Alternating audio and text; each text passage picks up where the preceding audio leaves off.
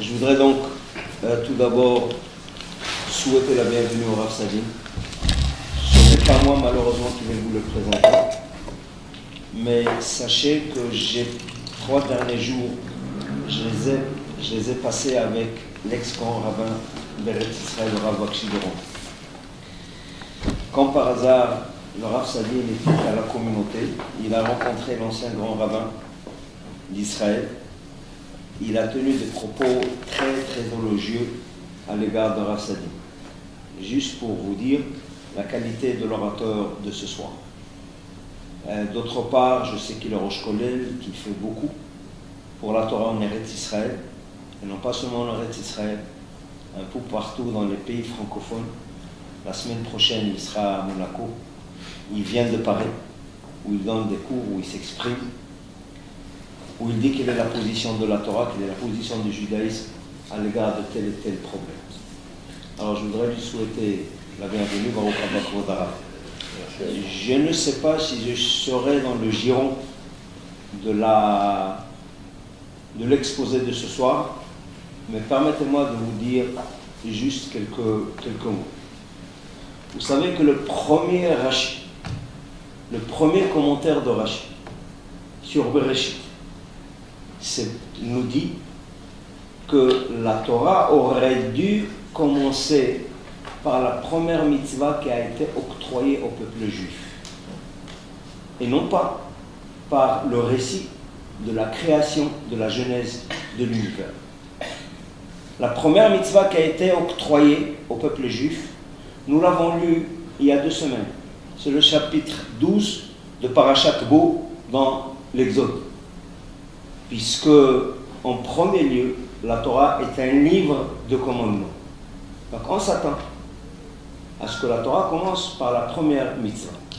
C'est vrai que le premier tome de la Torah, la Genèse, comprend 3 mitzvot, 3 commandements.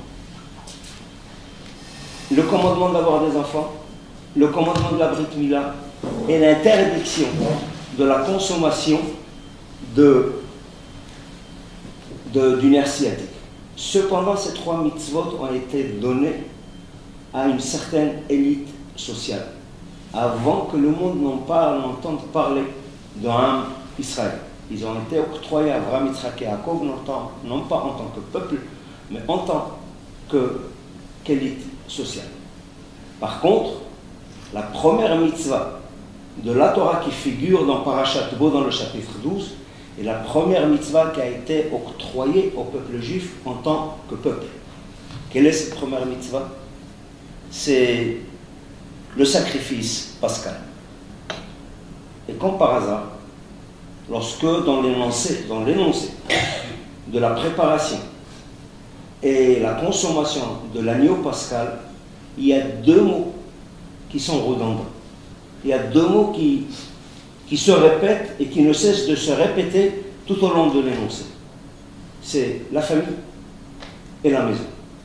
Et ces 2 mots sont pratiquement inexistants dans tous les autres sacrifices. Quel est le message de la Torah? Le message de la Torah, si vous me le permettez, est le suivant. C'est que, à l'aube de notre histoire, au seuil de 40 ans de pérégrination dans le désert, Dieu a jugé très important de révéler au peuple juif que la force de l'âme Israël proviendrait de la famille. D'ailleurs, lorsqu'ils sont descendus en Égypte, le premier passouk, encore une fois, le premier verset de Shemot de l'Exode, Ve'el Shemot ben Israël abayim Mitzrayma, ish ubeto ba'u. Tout un chacun est venu entouré de sa famille. Juste pour nous dire que lorsque nous sommes protégés par la forteresse du foyer juif, Am Israël a été capable de traverser tout l'exil. Et Imertze Hashem, même cet exil, on le traversera grâce à la force de la famille juive. Monsieur Ackerman, à vous la parole. Merci beaucoup. Kvod Harav. Avec votre permission, avant de d'introduire Rav Sadine, j'aimerais juste dire deux mots sur ce dépliant que Rav Dayan et la communauté ont mis en place. Lorsqu'il dit la communauté, c'est lui. C'est donc ce dépliant qui propose une vue d'avion, si je puis dire, sur l'ensemble des cours qui sont dispensés au sein de la communauté. Parce que le grand rabbin dispense de beaucoup de cours, tant à Beth Yaakov qu'à l'avenue du Mar. Et je pense que c'est important que nous le sachions, et puis surtout qu'il y ait une publicité qui fasse cette présentation et permette à tout à chacun de trouver, comme on dit, chaussure à son pied. En tous les cas, il y en a pour tout le monde, tant dans les conférences que dans les shiurim, que dans les cours de Gemara. Ce dépliant est à votre disposition ici, j'en ai pratiquement plus parce que il va falloir que j'aille en chercher à Macom. Et je comptais à la louche, nous étions plus ou moins 18 lorsque vous avez commencé. Et je pense que c'est un siman bracha parce que ce cycle de conférences, pour moi, est fondamental, tant pour la dimension de l'étude du Limud Torah, mais également par rapport à Beth Yaakov, qui est une synagogue que je ne veux surtout pas réduire au culte, mais également à la Torah, à la culture, et que l'on puisse se retrouver, Beth Knesset, qu'on puisse se rassembler pour étudier la Torah, et qu'on puisse donner une âme à ce lieu qui est magnifique, qui soit rassembleur tout autant autour du Sidour qu'autour de la Torah. C'est la raison pour laquelle nous avons donc mis en place ces cycles de conférences avec le thème de la famille juive et que les conférences puissent épouser ce fil rouge au fil de l'année, la famille juive dans le judaïsme. Et lorsque le Rav Sadine nous a proposé, vos collègues nous ont proposé donc votre intervention ici à la communauté, évidemment nous avons sauté sur l'occasion et nous sommes très très fiers et heureux de vous accueillir ce soir pour ouvrir donc ce cycle de conférences autour de la famille juive. Et le thème donc sera la sortie d'Égypte et la constitution de cette famille au sens large du thème. J'aimerais peut-être dire deux mots sur Rav Sadine, que nous connaissons peut-être à travers les interventions chez Josie Eisenberg, mais on vous connaît aussi surtout à travers le site de Kol Torah, Koltora, koltora.com. J'ai noté que vous avez étudié à l'Yeshiva de Mir, avec le Gaon Rav Raphaël Shmulevitch, et puis vous avez également enseigné à l'Yeshiva de Torah d'Israël, et puis que ce kollel a donc été bâti, construit en 2012. Et évidemment, tout soutien sera bienvenu pour permettre à cette Torah de demeurer pérenne et à ce kollel, évidemment, de vivre et d'exister le plus longtemps possible. En tous les cas, sous vos applaudissements, un grand merci d'être là. Je vous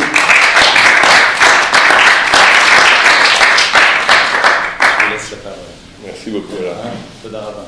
Avant de commencer la conférence à proprement dit, je vous avais demandé de réchouer la permission au Maré d'Atra pour mettre des lieux, le Rav Dayan de parler. Il faut qu'il donne la permission, sinon on n'a pas le droit de parler devant plus grand que soi.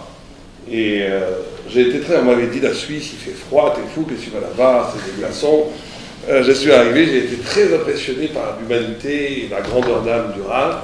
Vraiment, c'est pas des compliments, c'est pas de la khalifa, c'est vraiment, je trouve ça extraordinaire. C'est une chance dans une ville comme Genève d'avoir un Rav qui allie l'orthodoxie, la vérité de Torah et cette ouverture et cette hauteur de vue. Et j'ai été véritablement très impressionné. Et je trouve aussi des gens formidablement sympathiques et courtois. C'est ma première venue de Genève en tant que conférencier, je trouve. Et en plus, il y a foule aussi. Donc, alors effectivement, là, le sujet à conférence, c'est votre site.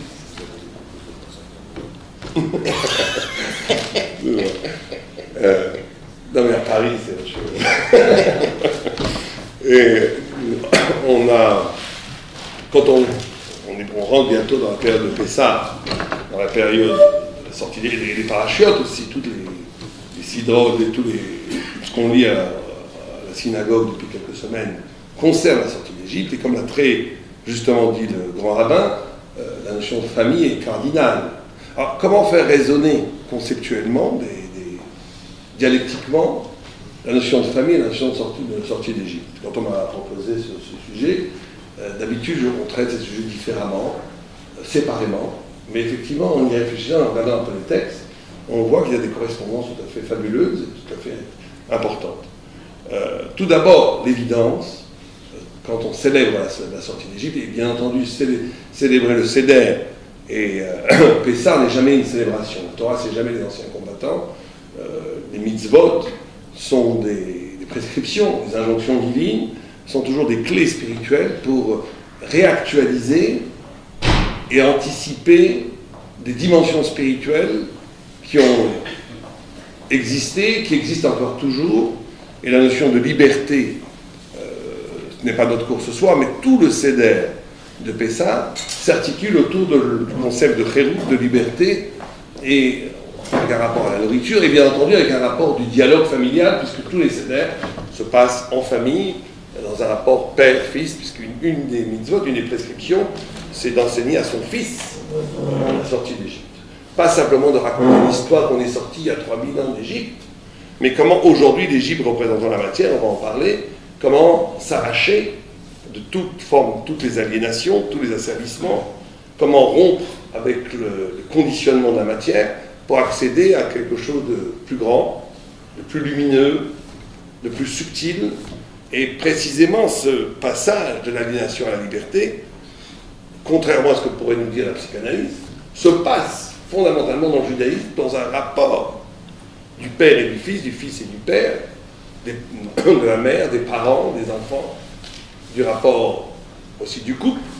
Et donc la notion, ce qui est en jeu dans la famille juive, c'est pas simplement un cadre protecteur qui permet au judaïsme de s'épanouir, c'est que les enjeux d'un rapport entre les parents et les enfants et dans le couple sont peut-être les enjeux les plus profonds pour faire apparaître ce qu'on appelle la shrina, la présence divine, la trace de quelque chose qui dépasse la platitude des rapports qui seraient conditionnés par une vie sans Torah.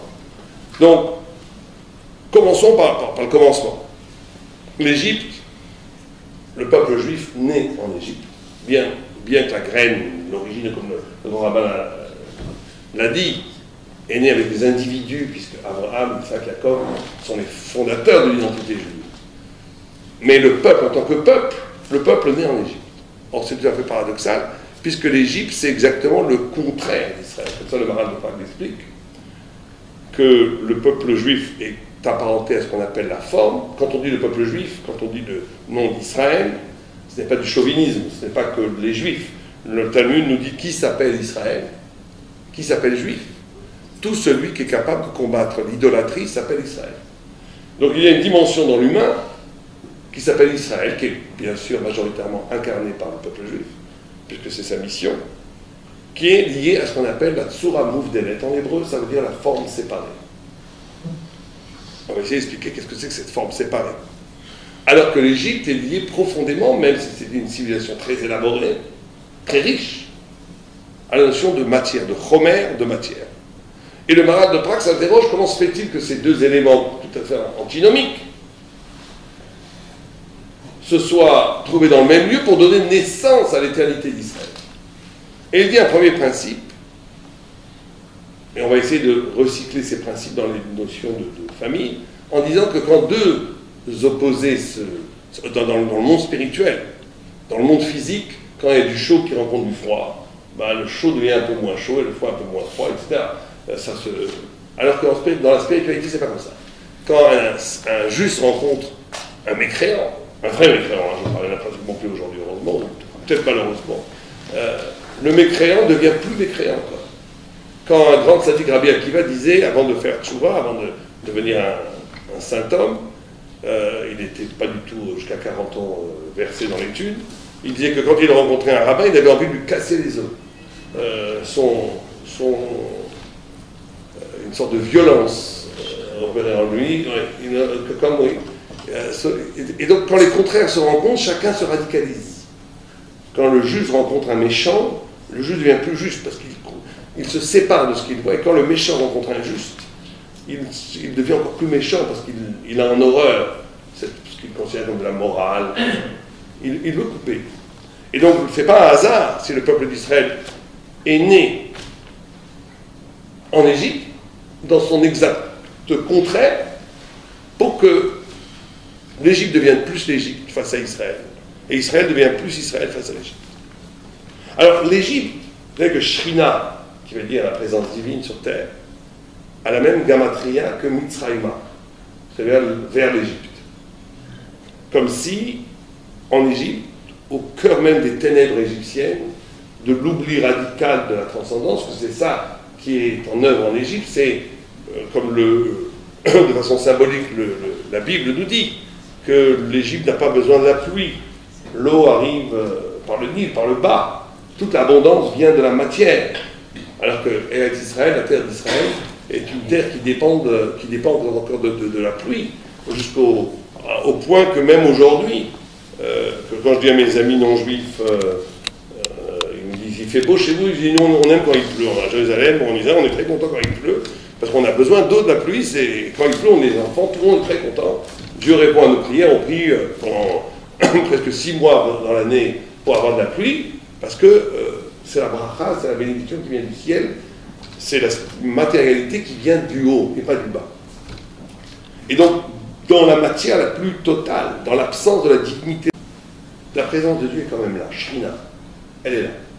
Elle accompagne dans le chaos de l'Égypte, dans la souffrance du peuple d'Israël dans l'esclavage, la présence de Dieu est là. Au point où le Maharal de Prague explique, il a beaucoup d'explications, mais une des explications du bégaiement de Moïse, c'est parce qu'un tzaddik, un vrai saint, ne peut pas être dans une parole pleine, dans une parole harmonieuse, dans une parole en pleine santé, quand son peuple souffre. L'empathie étant la qualité première du saint. Quelqu'un qui serait dans sa tour d'ivoire spirituelle et qui ne verrait pas, même s'il la verrait, mais qui ne sentirait pas la souffrance ou la joie de l'autre, ça serait un des défauts spirituels les plus importants, les plus insupportables pour le judaïsme, pour la Torah. Dans la mesure où, au point où le Maharal de Prague dit que la grandeur se mesure à cette capacité d'empathie. Plus quelqu'un est grand, plus il communique avec l'autre au point où sa souffrance devient sa souffrance, la souffrance de l'autre devient sa propre souffrance, et la joie de l'autre devient sa propre joie. Une fois, on avait donné un cours que sur ce sujet-là, et une jeune fille vient me voir à la fin de la conférence en me disant, vous savez, monsieur le rabbin, moi je suis, d'après vous, je suis quelqu'un de très très tzaddik, très très grande tzaddiké. Je vois tout de suite qu'elle n'est pas du tout une tzaddiké. Et je lui dis, pourquoi vous dites ça? Elle me dit, parce que moi, quand mes copines, elles me racontent leur malheur, mais moi je pleure avec elles de toutes mes larmes. Je suis vraiment dans l'empathie totale. Et je lui dis, quand il leur arrive un bonheur, vous aussi, elle me dit, non, elle était au moins honnête, elle me dit, non, là, je dis, ça n'a aucun rapport avec l'empathie spirituelle. C'est vous projetez vos propres malheurs dans le malheur des autres, c'est pas de ça dont on parle. Être capable d'être heureux du bonheur de l'autre, c'est peut-être plus grand que d'être capable d'être malheureux du malheur de l'autre. Mais les grands tzadikim ont cette dimension-là. Les sages d'Israël, c'est pour ça d'ailleurs, sans être un chassid, qu'il faut aller voir les grands maîtres spirituels, pour leur demander même les bénédictions, sans être superstitieux, parce que quand ils vous voient, ils ont vraiment l'empathie au point où votre problème devient leur problème, et comme ils sont beaucoup plus purs, leur prière peut monter beaucoup plus haut, et donc ils peuvent effectivement intervenir pour aider des personnes de façon spirituelle. Et donc, Moïse bégaye, parce que la réalité bégaye, parce que la réalité est brisée, et il ne peut se permettre d'avoir une parole pleine de santé, pleine d'harmonie, quand le monde est disharmonieux.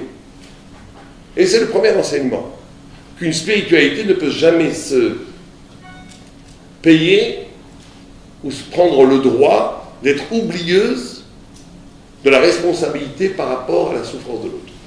Sinon, on tombe dans une sorte de métaphysique presque idolâtre, qui n'a plus aucun rapport avec ce que la Torah nous enseigne. Et ça serait peut-être le premier enseignement.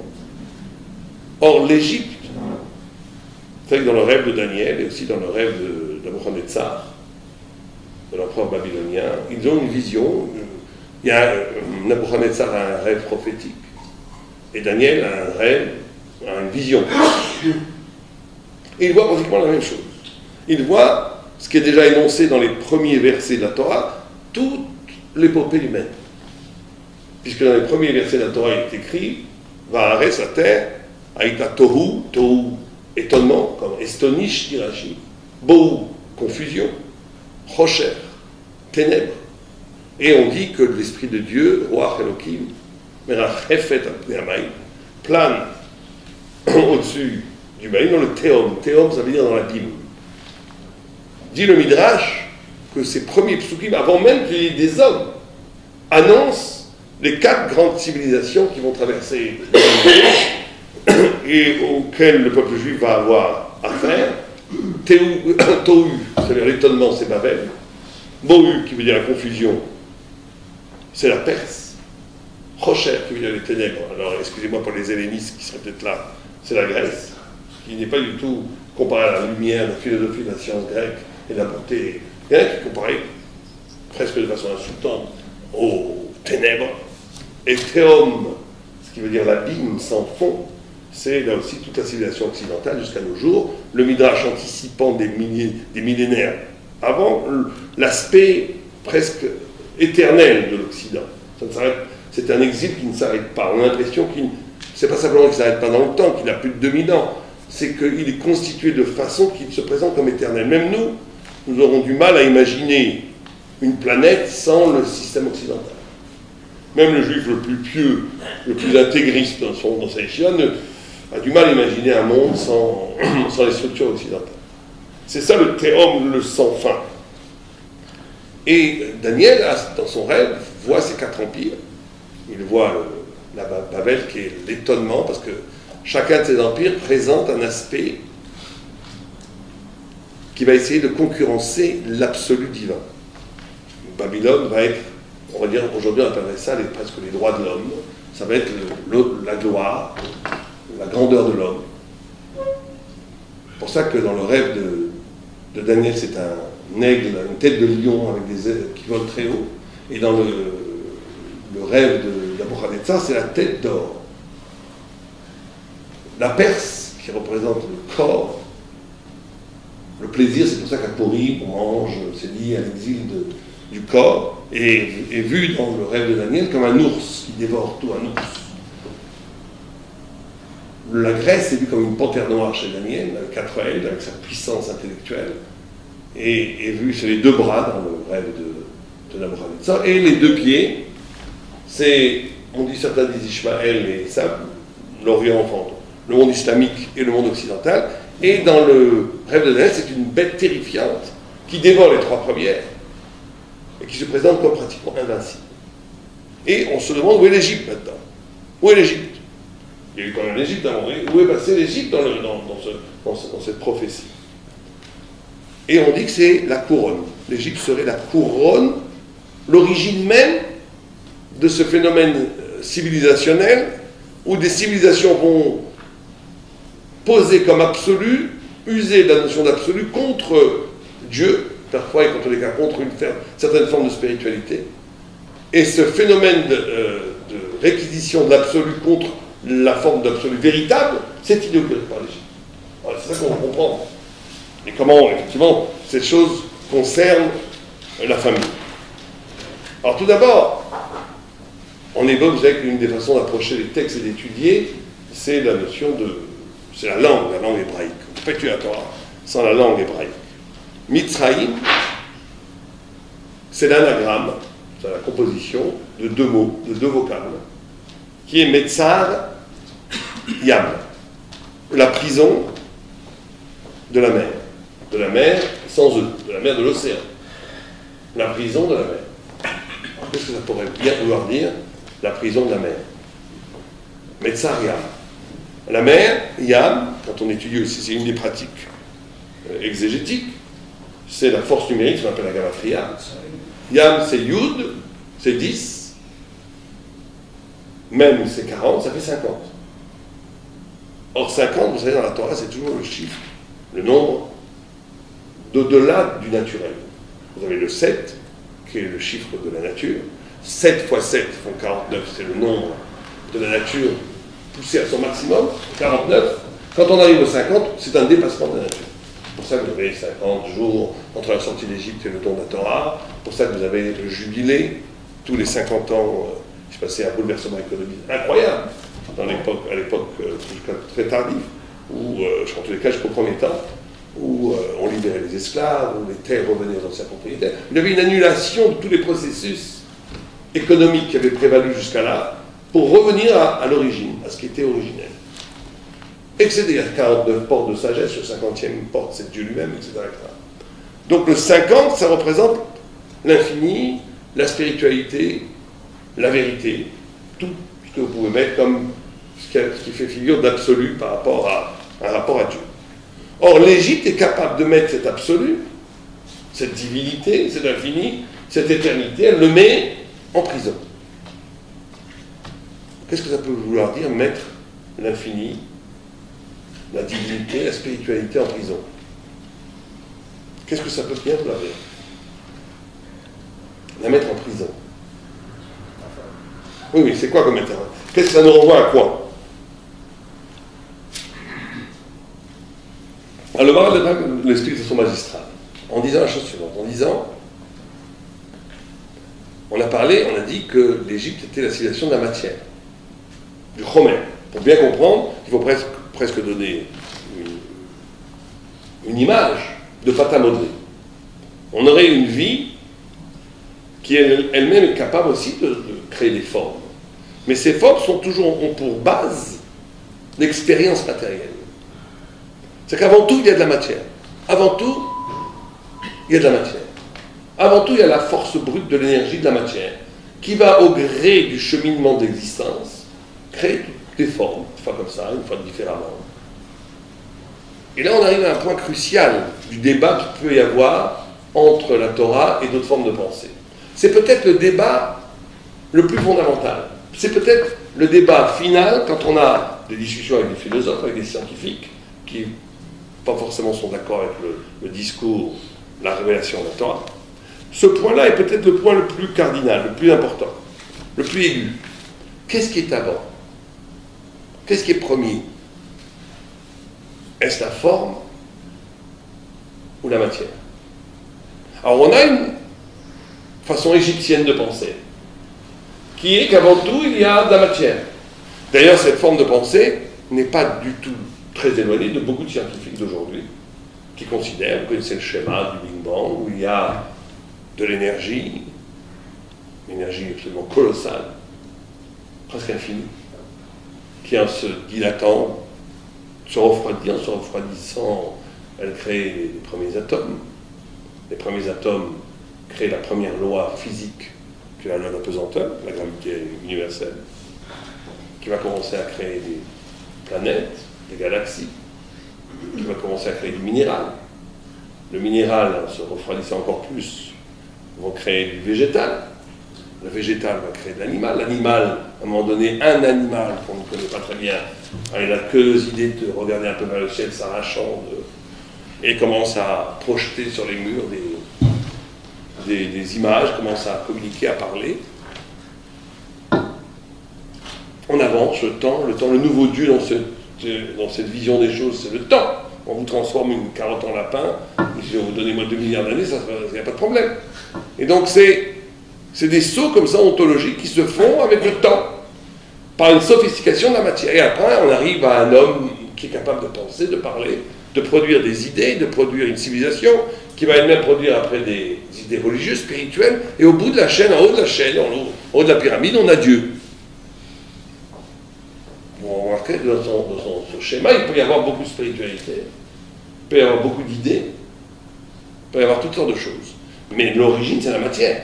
Avant tout, il y a la matière neutre, qui n'a pas de sens, qui en se sophistiquant, en se multipliant, en obéissant à des processus très très puissants et très longs, on va passer de la matière à une forme, à l'esprit, à la forme. C'est le schéma absolument antinomique de la Torah. Absolument antinomique de la Torah. C'est le schéma de l'Égypte, qui est considéré d'ailleurs à l'âne, parce que l'âne, Hamor en hébreu, c'est la même racine étymologique que Chomer, matière, parce que l'âne n'a pas. L'âne, vous le donnez un coup, il va à gauche. Il est comme la pâte à modeler. Il écoute il plie sous les forces extérieures. Mais dans ce schéma, il faut bien comprendre que c'est un schéma qui est partagé aujourd'hui peut-être par la majorité de l'humanité. Qu'il n'y peut pas y avoir ni de liberté réelle, puisque tout est procédural. Et il ne peut pas non plus y avoir de véritable révolution. Tout est déjà là. La matière est riche de toutes les formes possibles. Quand vous prenez de l'eau, l'eau étant le symbole même de la matière, elle peut prendre les formes qu'on veut. Elle n'a pas de forme. Elle peut prendre toutes les formes qu'on veut. Or, dans la paracha qu'on a vue il n'y a pas longtemps, avec l'ouverture de la mer Rouge, quand on joue sur les gematriotes, Maïm, qui veut dire l'eau, qui est le symbole de la matière, c'est 90. Or, quand ils ont traversé la mer Rouge s'est ouverte, et le Midrash nous dit que tous les eaux dans le monde entier se sont coupés en deux. Pourquoi a-t-on besoin que tous les eaux se coupent en deux? Nous disent les commentateurs que quand on coupe l'eau en deux, quand on coupe 90 en deux, ça fait 45. 45, c'est le chiffre de Adam, de l'homme. Adam, que devant l'homme réel, la matière se fend en deux. Il y aurait quelque chose, l'homme serait constitué par cette capacité justement de s'arracher de ce schéma où ce qui prédomine avant tout, c'est la matière. D'ailleurs, c'est très intéressant de voir que l'eau et le questionnement est lié dans pratiquement toutes les langues. Il y a ma, qui veut dire quoi en hébreu, maïm, qui veut dire l'eau en hébreu, maïm. Maïm, l'eau étant le pluriel des quoi. Si vous prenez l'allemand, il y a was, qui veut dire quoi, Wasser, qui veut dire l'eau. Si vous prenez l'anglais, vous avez water. En français, il faut prendre le latin, vous avez quid, aqua, quoi. C'est très proche. L'étonnement, la capacité de s'arracher à la matière, va être le nœud de l'éruption d'une figure humaine dans cette matière. Et c'est pour ça qu'il faut poser des questions à Pessah. Si on raconte toute l'histoire de Pessah, jusqu'au moindre détail, quand on n'a pas posé de questions, on n'a pas fait de questions-réponses, on n'a pas fait la mitzvah. C'est une des 4 choses qui empêchent la mitzvah de la Gadat de Pessah. Et donc, la Torah nous dit exactement le contraire. La Torah nous dit Istakla Boraita Vebara Alma. Dieu a créé d'abord la Torah, l'esprit, la forme, plus vieille que le monde. Et à partir de la Torah, il a créé la matière. Alors, ça a l'air d'un débat comme ça un peu presque métaphysique. Qu'est-ce qu'il y a avant la matière ou l'esprit? Est-ce que c'est l'esprit avant la matière? Qu'est-ce qu'on fait? Les deux existent. Non, c'est fondamental. C'est fondamental et c'est le nœud essentiel d'un rapport à la vérité ou non. Parce que si tout est matière avant, et que la matière, en se sophistiquant, crée des idées, des concepts, elles n'ont plus une valeur relative. Toi, tu as été créé, toi, tu crois en ça parce que tu es un juif, l'autre, il croit comme ça parce que c'est un chrétien, l'autre, c'est un islamiste, chacun a un cheminement qui l'a amené à des croyances. Et tout se vaut. Puisque c'est une question que de cheminement. À la limite, on pourrait presque pousser le raisonnement en disant avoir même des pensées affreuses, pourquoi pas. Avoir même une idéologie fasciste, et ben, c'est comme ça que le monde a été formé par le temps. On ne peut pas fondamentalement désamorcer une idéologie pernicieuse si on est dans ce schéma, parce que chacun pourra dire, mais nous, c'est notre façon de voir. On est constitué par un processus qui nous a amené à penser comme ça. On ne peut pas poser la liberté, et là c'est tout à fait paradoxal, on va passer trop par cette relation, on pourrait en passer beaucoup, de voir qu'il y a beaucoup de penseurs, de poètes, d'écrivains, qui pensent, d'un point de vue idéologique, comme la première façon, c'est contre la Torah, mais qui dans leur façon d'exister, dans leur façon d'écrire, dans leur poésie elle-même, sont exactement contraires. Dans leur réflexion morale, dans leur indignation morale, sont exactement le contraire.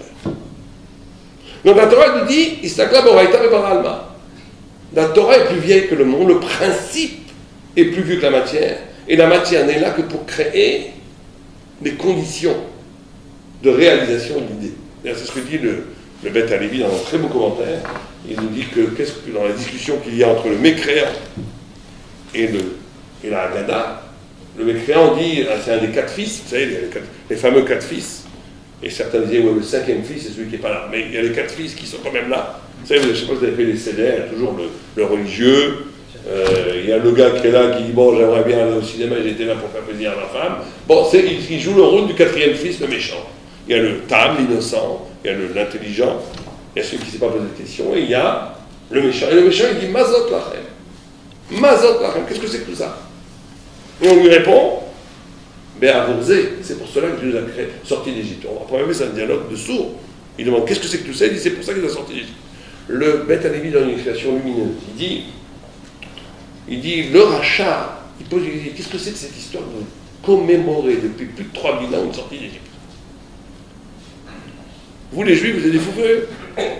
Depuis 3000 ans, il s'est passé d'autres choses. On pourrait, je ne sais pas, commémorer la Révolution française, ou ici à Genève, le fait que Calvin a pris le pouvoir et qu'il a dit aux gens d'arrêter de faire la fête, ils sont devenus tous puritains. C'est quand même plus contemporain. Ou bien on peut, je sais pas, on peut changer un peu. Qu'est-ce que c'est que cette histoire de...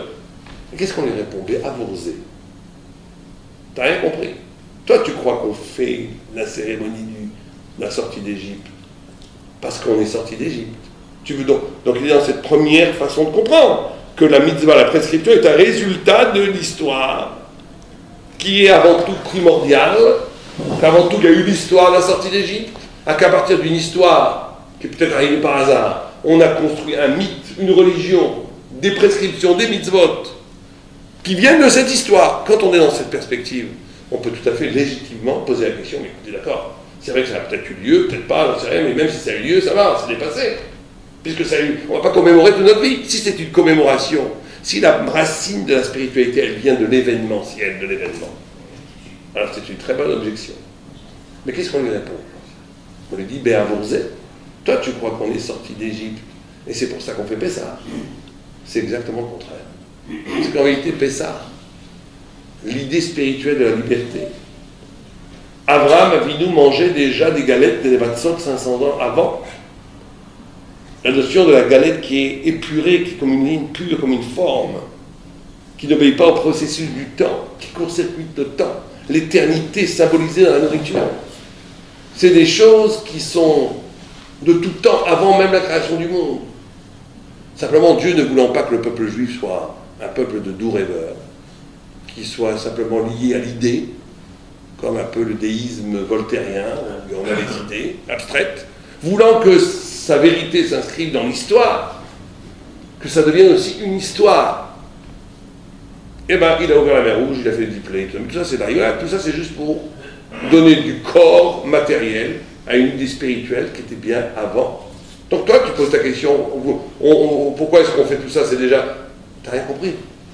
C'est pour faire cela qu'a eu lieu cela. C'est pour faire les mitzvot, pour manger la matzah, le maror, qu'il y a eu lieu tout cet événement historique. Donc c'est jamais dépassé. C'est pas simplement que c'est pas dépassé, c'est pas encore atteint.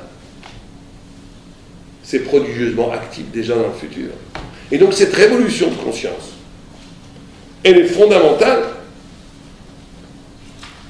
dans sa pratique de la vie.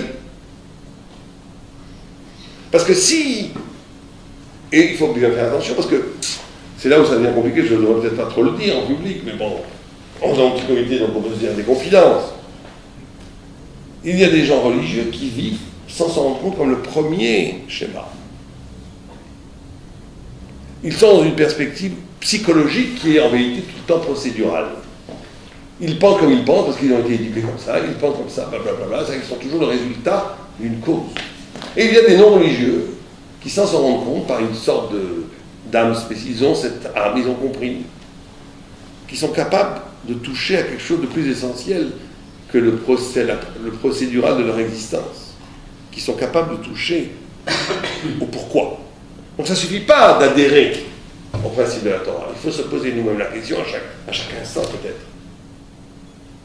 Est-ce que ce que je fais, je le fais dans une perspective d'éternité, dans une perspective de vérité?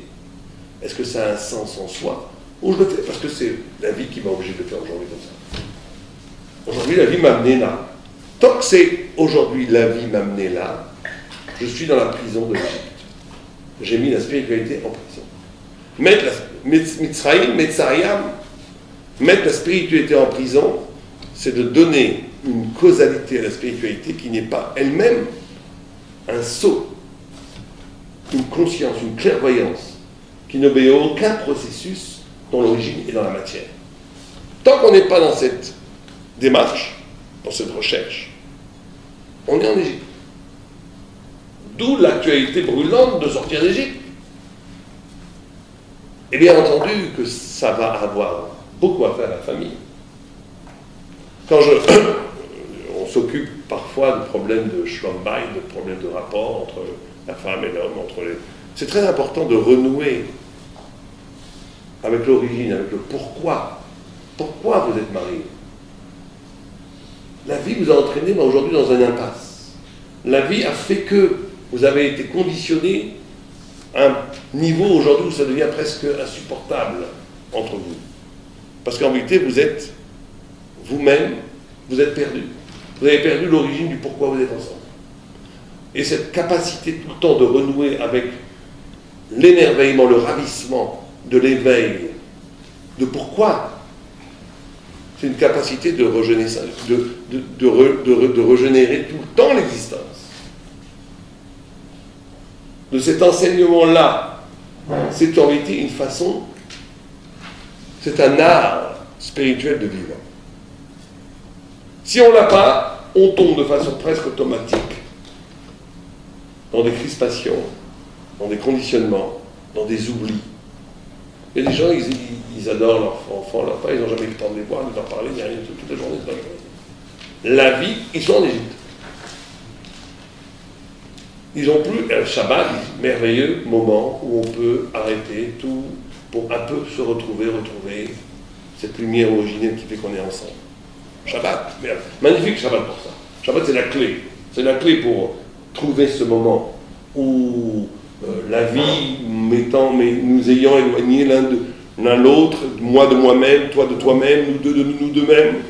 Le Shabbat, c'est ce moment où on est capable de retrouver ce pourquoi on est ensemble. Pourquoi on est ensemble. D'ailleurs, c'est très intéressant de voir que la notion du couple, la notion de famille, par rapport à cette notion de Pessah, vous savez que tous les patriarches faisaient passer leurs femmes pour tout le temps. Leur sœur. Pour leur sœur. Pour leur sœur. Abraham, il fait passer sa femme pour sa sœur. Israël, il fait passer sa femme pour sa sœur. 2 fois. Et Jacob, il se marie avec 2 sœurs. Il y a un rapport entre la fraternité et le matrimonial. Quel rapport? Alors certains disent, Dessler, il dit que c'est parce qu'il y a un amour public, un amour intime, et ils essayent de faire que les deux soient un, c'est certain, mais le Maharal de Prague donne une idée extraordinaire, encore une fois à partir de la langue hébraïque. Il dit achot, qui veut dire la fraternité, la sœur, arva, qui veut dire la fraternité, a pour racine étymologique un autre mot. Quelqu'un sait c'est quoi les achot en hébreu? Non, les achot, c'est quoi en hébreu? Les sœurs. Non, les sœurs, oui, mais les achot, le verbe, les achot. Ah, de raccorder. Bravo.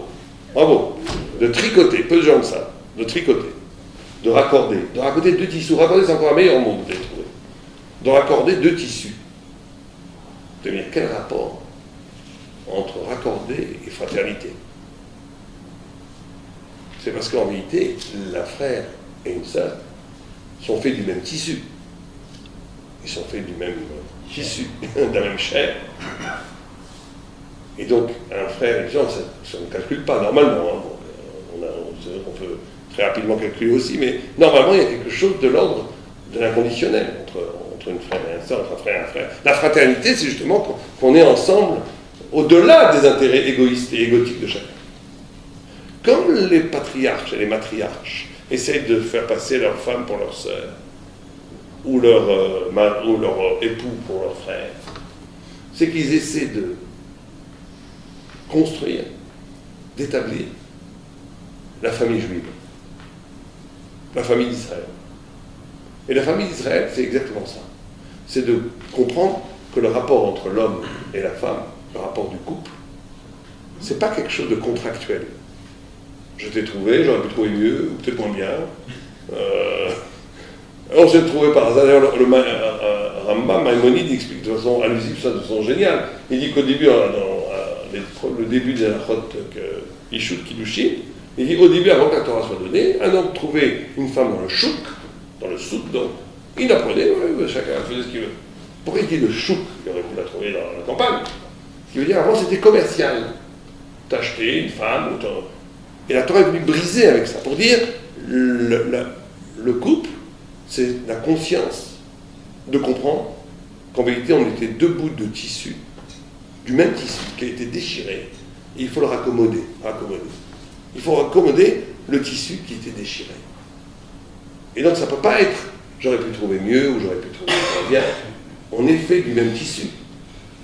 On est fait du même tissu au point, et c'est de façon presque acharnée, de faire les patriarches, les Avot et les Imaot, d'arriver à un niveau d'amour tellement fort qu'on est un en étant deux.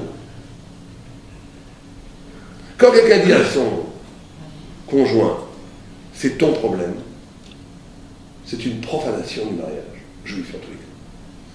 Quand on ne dit pas à son roi, c'est ton problème. C'est la notion du kafoul. La notion du kafoul, d'ailleurs, d'où le mot couple, d'après moi, vient, ça c'est je l'ai pas vu, mais je pense.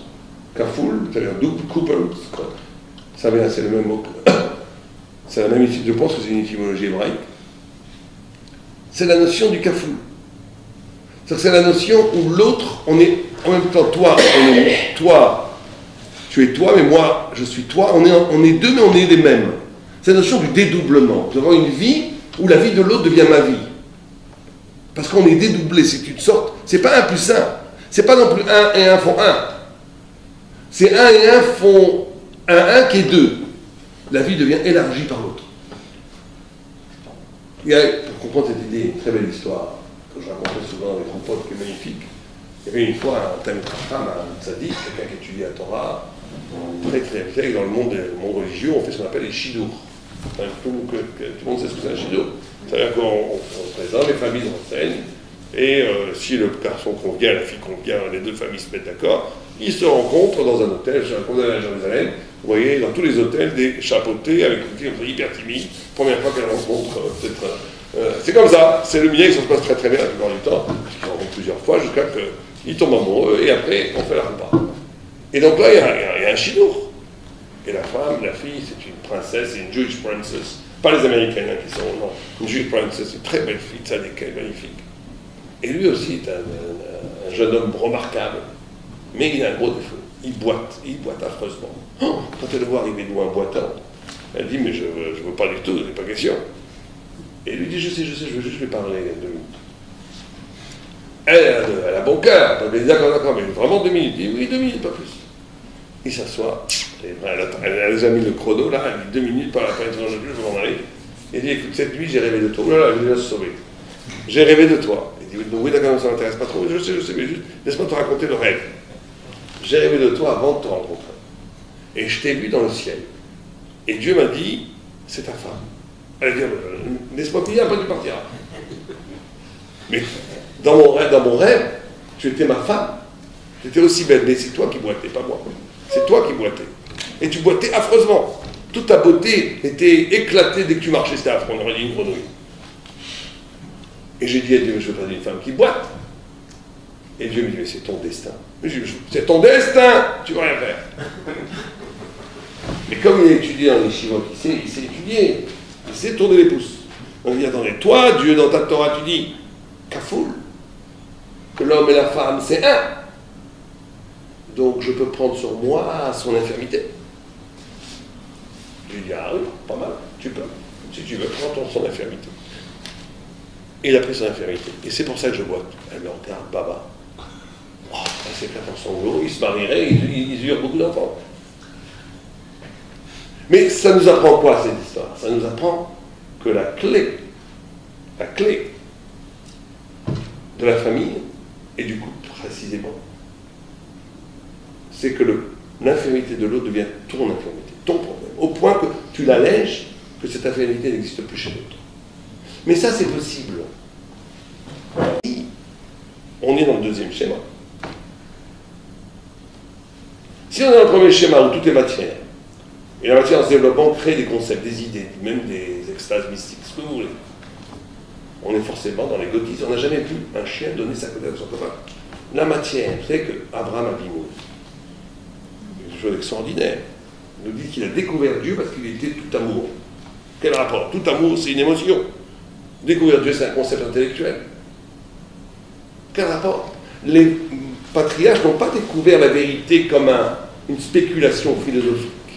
Ils l'ont découvert parce qu'ils ont été au bout de leur qualité spirituelle. Ben, quand on est au bout de l'amour, quand on aime vraiment, on se dit mais c'est pas possible. Pourquoi est-ce que je donnerais de l'argent à quelqu'un qui n'est pas moi? Pourquoi veux-tu que je donne un sourire à quelqu'un qui en a besoin et que je le fais vraiment gratuitement? Pourquoi tu veux que je fasse ça? Pourquoi veux-tu que je te donne une partie de mon steak? Je préfère le manger. Pourquoi je le ferais? C'est la preuve radicale qu'il y a Dieu. Parce que la matière est incapable de donner. Vraiment. La matière, elle se protège. Elle s'auto-substantifie, comme disent les philosophes. Et bon, elle ne va pas donner la matière. Pourquoi voulez-vous qu'elle donne? Donc le fait que je sois capable de vraiment donner, mais vraiment, je ne parle pas par intérêt, parce que, comme certains voulaient dire, l'homme fait le bien à l'autre parce qu'il a peur qu'on le tue, ou il a peur qu'il veut, et si l'assurance, c'est un placement, bon, ça, on est encore dans l'animalité dans ce cas-là. Mais il y a des moments où on peut vraiment donner. Ce moment-là est là. C'est un moment spirituel. C'est un moment où on découvre Dieu. C'est un moment où, et Abraham découvre, comme Yitzhak d'ailleurs plus tard, Abraham découvre Dieu, créateur du monde, parce qu'il se rend compte que l'univers entier est un acte d'amour, de création. Comme Isaac, qui va être le djinn, la rigueur, va découvrir le messianisme, parce que la rigueur, la loi, le contraire, le monde ne peut pas aller vers nulle part. Le monde doit rendre justice. Il découvre le Mashiach, il découvre le messianisme, l'eschatologie de l'univers. C'est-à-dire que c'est une pensée qui accouche d'une qualité spirituelle. C'est-à-dire chacun d'entre nous a une qualité spirituelle qui lui est propre, qui doit accoucher d'une idée, d'une pensée. C'est ça étudier la Torah. C'est pas répéter ce que les gens disent. C'est comment, à partir de ma propre singularité, je suis capable de produire une idée thoraïque qui vient de ma spécificité spirituelle. Mais ça, c'est possible que dans le premier schéma, dans le deuxième schéma, avant le premier schéma. Il y a une autre histoire qui s'est vraiment passée il n'y a pas longtemps, j'ai entendu moi-même de Rav Berlin, qui l'a écouté de première main. Une histoire incroyable. À Bnei Brak, presque la même histoire que je viens de vous raconter. Mais ça, c'est une histoire réelle qui s'est passée. Je l'ai de main de source première. Il y avait un jeune homme, pareil, même histoire Shiloh, qui avait une balafre ici, absolument épouvantable. Épouvantable. Et chaque fois qu'il vient à Shiloh, les filles se donnent en cours, c'est normal. C'était l'homme qui rit, on l'appelait à Shiloh. Vous connaissez le livre L'homme qui rit de Victor Hugo, non? Bon, balafre, après, voilà. L'homme qui rit. Et il va voir le Rav, un très grand Rav, Raphaël Kenievski, qui est un très très grand Rav des Brak. Il lui dit, qu'est-ce que je vais faire? J'en ai marre. Chaque fois que je vais de mon saut encore, je ne vais jamais me marier. Il lui dit, la prochaine fois que tu rencontres une jeune fille, tu lui dis pourquoi tu as la balafre. Il dit, non, ça j'ai jamais raconté, je veux pas. Je veux pas. Il dit, si, raconte-lui pourquoi tu as la balafre. Sinon, je ne prends pas de la chayout, je ne peux pas t'aider. Oh, il n'est pas content. Mais bon, il dit, je vais le faire parce que je vais écouter le Rav. Je vais écouter le Rav. Et à ce moment-là, il rencontre une jeune fille, même réaction, pareil, elle le sauver. Il dit, oui, je veux juste te raconter une histoire. Pourquoi j'ai la balafre? Elle dit, ça ne m'intéresse pas du tout, je ne veux pas savoir. Je sais, mais c'est le Rav qui m'a demandé. Je veux faire la mitzvah, comme on dit chez nous. Il y a Sati, il y a des Chova, et je m'en vais. Je veux faire, comme ça, j'ai écouté le Rav, après je me sors de cette histoire, tu ne me verras plus jamais après. Bon, elle est sympa, elle accepte. Il dit, aujourd'hui j'ai 24 ans. Il y a à peu près 6-5 ans, j'ai entendu des cris de jeunes filles dans un escalier. J'étais voir, et je vois une jeune fille très jeune, de 16 ans, qui était en train de se faire violer, malheureusement par un arabe, au début, qui voulait la violer. Mon sang n'a fait qu'un tour. Je lui ai sauté dessus, on s'est battu. Il a sorti un couteau, il m'a fait la balafre, et il s'est sauvé encore. Moi, après j'ai la balafre, on pouvait partir. Elle le regarde et dit, mais cette fille, c'est moi. Et ça fait 5 ans que mon père te cherche, pour te dire merci. Une histoire qui s'est passée par des moments. Alors la question, c'est d'où est-ce que Raphaël savait ça? C'est pas un prophète quand même. D'où il savait qu'en racontant son histoire, il allait régler ça. Là, ils sont mariés. C'est un Raphaël de Kenievski qui a fait leur repas. Mais d'où il savait? C'est un très grand homme, Kenievski. Il est peut-être prophète. C'est pas une grosse couche à une grosse question qu'on pose. Mais c'est quand même étonnant. Parce qu'il y a des principes.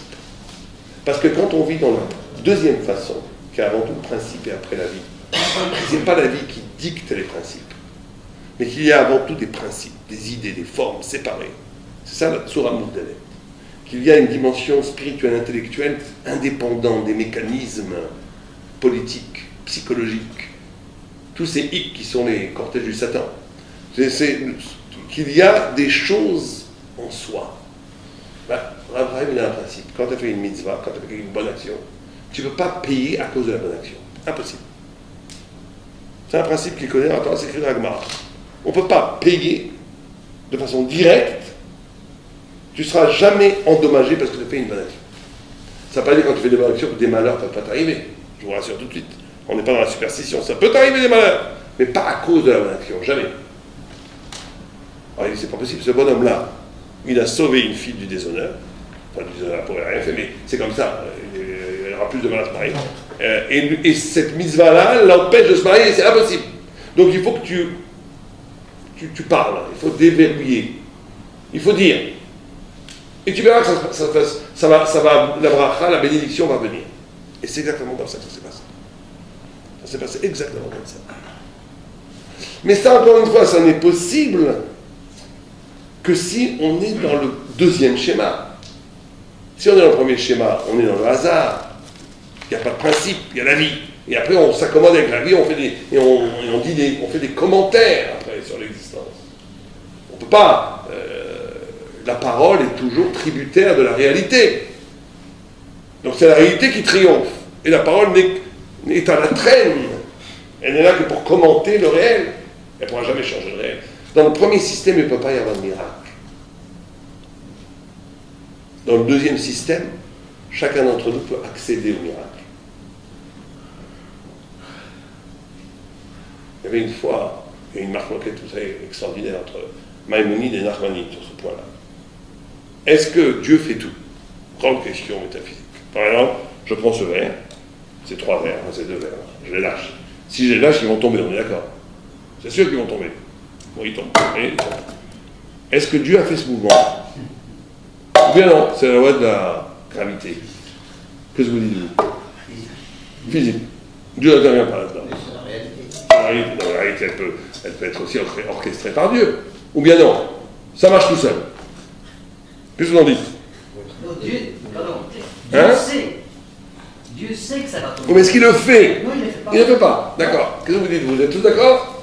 Ouais, Vous êtes tous d'accord ou pas? Comme dit le proverbe, jusqu'à preuve de contraire, c'est la Si le verre tombe, c'est à cause de la gravité, elle vient d'Hachem. Elle est là. Ouais, d'accord. Ça, tout le monde est d'accord, ça vient d'Hachem. Mais est-ce que Dieu regarde ça? Est-ce qu'il intervient? Ah, vous savez que vous pouvez dire ce que vous voulez, parce que c'est une discussion entre Maïmonide et Nachmanide. Nachmanide, il dit tout celui qui croit en la nature n'a pas de part dans la Torah de Moïse. Et il dit une chose qui va offusquer les scientifiques parmi nous, s'il y en a. Il dit toute la science, c'est un écran de fumée. Pourquoi? Parce que c'est en réalité, tout n'est que volonté de Dieu répétée. Imaginez que vous voyez une grand-mère pendant 50 ans qui tous les matins sort à 7 heures précises chercher son bol de lait chez la vache. Elle va, elle revient tous les jours. Vous allez dire c'est une loi. Alors nous, c'est des millions d'années, d'accord? Depuis Dieu, sa volonté se réactualise. Mais c'est ça. Mais Dieu, s'il veut que le soleil se couche à l'est, il peut le faire. Il n'y a pas de loi. Simplement, la loi, c'est une habitude divine, pour le Nachmanide.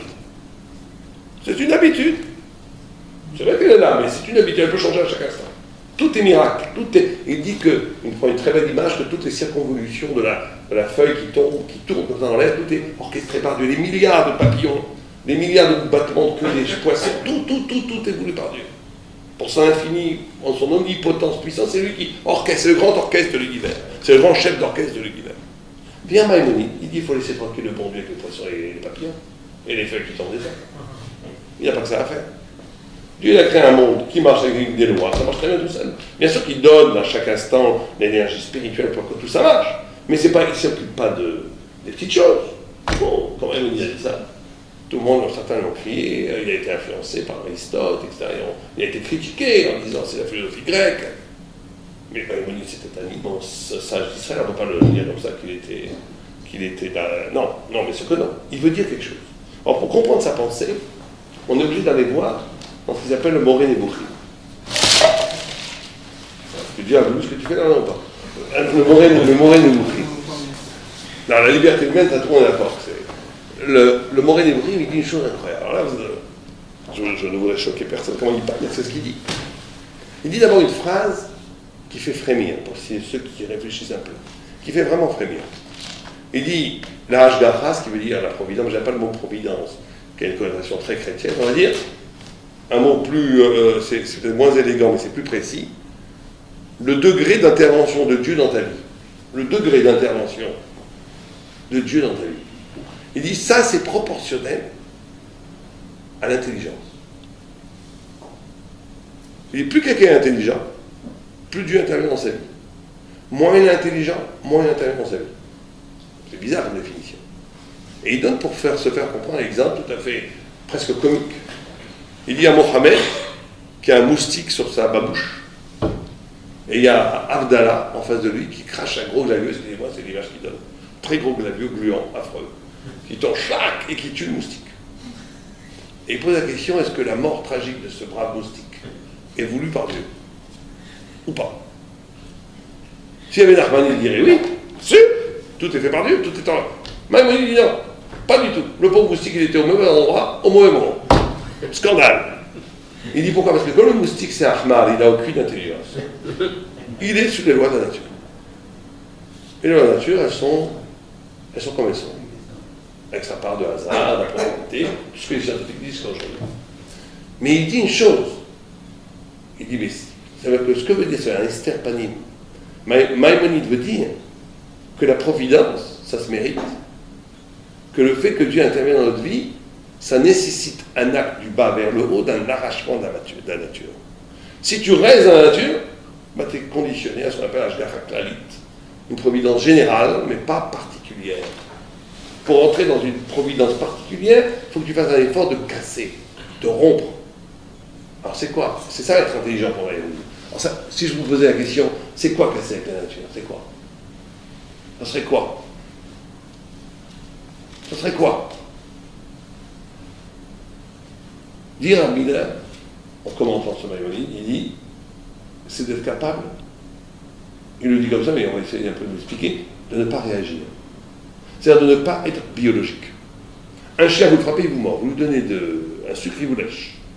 On va essayer dans le tramway, parce qu'il n'y a pas de métro ici, je crois, dans le tramway, souriez à quelqu'un. Moi, je l'ai fait, après avoir écouté, je l'ai fait. Souriez à quelqu'un, et bien, au bout d'un moment, il va vous sourire. Faites une tête comme ça, très, il va passer comme ça. C'est le corps réagit. Le corps réagit. Tant qu'on est dans c'est ça d'être dans la nature, c'est d'avoir une attitude, des actes, des paroles, des pensées qui sont conformes à l'intérêt biologique, sociologique, psychologique de l'endroit où vous êtes au moment où vous y êtes. Être cassé avec la nature, c'est de faire quelque chose tout simplement parce que c'est bien, quand c'est à l'encontre de mes intérêts, qu'ils soient économiques, psychologiques. Quand je suis capable de faire ça, je casse avec la nature. Je vous donne un exemple très simple. Imaginez, vous avez une journée épouvantable. Votre patron vous a fait la tête, votre femme vous fait 2 fois encore plus la tête. Le directeur, le patron de la banque vous a appelé pour vous dire que vous avez un déficit épouvantable qu'il faut le combler, tout va mal. Mais là, ce soir, je suis seul, bon, Rachel, je vais pouvoir prendre un bain, écouter de la musique, me faire un petit thé, tranquille. Oh, bon, Rachel, j'ai un peu de répit. Personne n'est venu m'embêter. Ah là, j'ai un peu de répit. Au meilleur moment où le bain commence à être bien chaud et le thé et commence à être bien aussi brûlant, c'est le meilleur moment. J'entends personne, je ne vois personne. J'ouvre la porte, qui c'est que je vois? Madame Cohen. Oh, c'est la voisine du 3e, qui n'a ni d'argent, ni de position, elle ne peut m'apporter rien, que des ennuis. Et je la vois, elle me dit, je voudrais vous parler parce que j'ai des problèmes avec ma fille. Une voix de la nature en vous, elle dit, va des rétro Satanas. Vous lui dites, sortez d'ici, madame, s'il vous plaît, revenez demain, pas maintenant. Et une autre voix, on vous dit, la pauvre femme, elle a besoin de... C'est un être humain, une juive, un être humain. Elle a besoin de moi. Je la fais rentrer, même si ça me fait vraiment pas envie, mais je la fais rentrer. Je lui donne une tasse de thé, je lui parle. Pendant 1 heure, je l'ai consolée. Elle sort avec un sourire comme ça. Waouh, celui qui fait ça, il y a une farandole d'ange au-dessus de lui. Il peut demander tous les miracles, je vous le signe, il peut demander tous les miracles, il les aura de façon automatique. Il a été capable de casser avec des petits intérêts, il a fait quelque chose que c'est bien. Celui qui fait quelque chose que c'est bien, qui est capable de casser, il s'arrache de la nature, et là il y a de la pleine lumière de la providence. Là, il n'y a plus de nature. Là, Maïmonide est d'accord qu'il n'y a plus de nature. Il n'y a que Dieu dans la vie. Mais il faut le mériter, pour Maïmonide, il faut le mériter. Si tu as un papillon, un moustique et que tu réagis, tu es toujours donnant, il me fait la tête, je vais faire 2 fois plus la tête. Blablabla, il me donne, toujours les magouilles. Eh ben d'accord, tu fais confiance à la nature, voilà, t'es livré au mazal. Il n'y en a qu'un bon mazal, il y en a un bon mazal, il y en a un meilleur mazal, bon. Tu as le bon mazal. C'est ton problème, pas le sien. Choisis ta vie. Choisis ta vie. Mais viens pas te plaindre après. Pourquoi il y a un mauvais mazal? Et donc, dans le rapport du spirituel et de cette liberté, c'est ça qui doit prédominer. Ce qu'on apprend, la sortie d'Égypte, c'est l'arrachement de tous ces déterminismes-là, qui doivent après, toute cette lumière de spiritualité doit rejaillir au cœur même du rapport du couple et du rapport père, parent, enfant. Alors, je veux juste conclure, parce qu'il fait déjà tard. À Genève, je crois qu'on éteint les feux à 9h30. Non. C'était une tradition calviniste, mais c'est vite. J'ai vu ça dans les belles histoires, je ne sais plus aujourd'hui ce qui se passe. Vous aurez voulu connaître Calvin. Non, mais j'ai vu une belle histoire, il paraît que c'était comme ça. Non, Comment? non, il n'y a rien de convenu. Il n'y a rien de convenu, très bien. Alors, vous savez que juste, je voudrais finir avec ça. Dans le rapport éducatif, dans le rapport des enfants, il y a un Nachmanide, du coup, qui dit quelque chose d'absolument extraordinaire. Il pose une question tout à fait troublante, en disant, d'où est-ce qu'on sait que la Torah est vraie? Il dit, chez les autres peuples, c'est toujours un prophète qui est monté sur la montagne, qui a vu une illumination incroyable, et qui est venu raconter ça aux gens. Tout ça, c'est là, on ne peut pas faire confiance, parce que il a peut-être eu une illumination, et même si Dieu lui a parlé, qui sait ce qu'il a bien compris? Alors que le peuple juif, c'est 3 millions de personnes, plus ses rêverables, donc peut-être 5-6 millions de personnes, qui ont vu ensemble le Dieu. Donc ça ne s'invente pas. C'est comme ça. Il essaie de poser la vérité thoraïque comme un fait, pas comme une mystique, comme un fait. Et après, il a quand même une question. Il dit, oui, mais il y a un problème. C'est qu'eux, ils étaient aussi là, mais nous, on n'y était pas. Alors, comment est-ce qu'on sait que c'est vrai? Alors, c'est vrai, il ne répond pas de façon mystique en disant que toutes les âmes, parce qu'on dit que toutes les âmes d'Israël étaient là-bas, au point qu'on dit qu'un converti, le Tosfot pose la question, comment est-ce qu'un converti qui n'était pas juif à la naissance peut étudier la Torah? On ne peut pas étudier la Torah si on n'était pas au Sinaï. Et il répond, le Tosfot, qui est pourtant pas un texte mystique du tout, dans la Gemara, il répond parce que les âmes des vrais convertis étaient au Sinaï. Sinon, c'est impossible. Donc, un converti, en réalité, c'est une âme juive perdue dans un corps non juif qui, en se convertissant, redevient juif. On va dire ça comme ça, rapidement, pour Nachmanide. Si c'est un vrai converti, je parle. C'est un vrai converti, quelqu'un qui, au moment, accepte sincèrement les mitzvot et qui fait des mitzvot et qui s'est converti pour les bonnes raisons. Si c'est comme ça, il est juif autant que nous. Et il était au Sinaï. Mais il ne répond pas du tout comme ça, Nachmanide. Il dit non. C'est vrai que nous, on n'y était pas, mais le père racontera à son fils, et le fils qui deviendra père racontera à son fils à son tour, et un père ne mentira pas à son fils. Voilà, on comprend plus rien à Nachmanide, puisque tout son projet, c'était de dire, ne pas passer par un raisonnement logique, de montrer la brutalité du fait, l'évidence du fait de la révélation. Et après, il fait un raisonnement, d'abord un père, il ne ment pas à son fils, je connais plein de pères qui mentent à leur fils, non. On connaît que des pères exemplaires qui ne mentent jamais à leur fils. Ça n'existe pas un père qui ment à son fils. Qu'est-ce qu'il veut dire par là, Nachmanide? Bien entendu, il veut dire que la relation essentielle qui existe dans la famille, entre le père et le fils, entre le fils et le père, entre le fils et la mère, entre la fille et le père, etc., entre les parents et les enfants, c'est Sinaï lui-même. Il y aurait dans le rapport familial le script de la révélation sinaïque elle-même. Ça veut dire quoi? En vérité, ce qui s'est passé au Mont Sinaï, il faut bien comprendre ça. C'est pas juste une révélation, quelque chose d'extérieur qui s'est passé. C'est la déchirure du tissu mondain pour faire apparaître la vérité en soi. Vous savez que tout raisonnement, toute pensée, obéit à deux principes. Que le Ramchal, après une de l'esprit de façon magistrale, dans des Avunot, il dit toute pensée en vérité c'est deux mécaniques. Ce qu'il appelle Chiluk, Bedimion ou Shivion. Ça veut dire que penser c'est toujours ou différencier, ou faire une analogie entre deux choses différentes, ou de différencier deux choses qui paraissent les mêmes, ou bien de faire une analogie entre deux choses qui paraissent complètement étrangères. Et plus quelqu'un est intelligent, plus il a une capacité de couper, de montrer que ce n'est pas exactement la même chose. Deux choses qui paraissent exactement les mêmes, dire non, ce n'est pas les mêmes. Plus on est idiot, plus on est victime de l'évidence. Et plus on est intelligent, plus on est capable de faire des correspondances entre des choses qui, à première vue, n'ont aucun rapport. Et c'est, bien entendu, ontologiquement, essentiellement comme ça, parce que Dieu a créé le monde. Et comme il a créé le monde créé est en même temps un, puisque tout vient de la parole de Dieu. Il y a une union entre chaque chose. On peut faire des relations très profondes entre un Esquimau, une girafe et la tour infernale. Il n'y a pas de problème. Il n'y a aucun rapport. Il y a des rapports. Et en même temps, il n'y a pas de choses similaires. Toute chose est différente de l'autre parce qu'il n'y a que Dieu qui est un.